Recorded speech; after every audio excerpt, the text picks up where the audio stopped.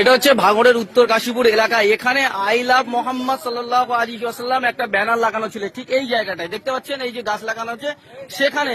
এখানকার এলাকার লোকজনের অভিযোগ যে পুলিশ রাত 12টার সময় এসে একজনকে তুলে ডেকে নিয়ে রাত 1টা-1:30টার সময় এসে পুলিশ ডেকে নিয়ে কিন্তু সেই আই লাভ মোহাম্মদ লেখা যে ব্যানার ছিল সেই ব্যানার কিন্তু তুলে নিয়ে খুলতে বাধ্য করেছে বলে এখানকার লোকজন অভিযোগ করছেন। এবং আজকে এখানকার পাড়ার লোকজন, তার গ্রামের লোকজন তারা এক জায়গা হয়েছে বলে, তো কি হয়েছিল আমি একটু জিজ্ঞাসা করার চেষ্টা করব, কেন পুলিশ খুলে নিয়েছিল। কালকে আমরা ব্যানারটা লাগিয়েছিলাম দুপুরবেলা, ঠিক আছে। রাত 1:30টার সময় আমার বাড়িতে পুলিশ আসে, গ্রিল নাড়া দিয়ে আমাকে ডাকা হয়, ডেকে জিজ্ঞাসা করা হয় যে ব্যানারটা ইমিডিয়েটলি এখান থেকে খুলতে হবে।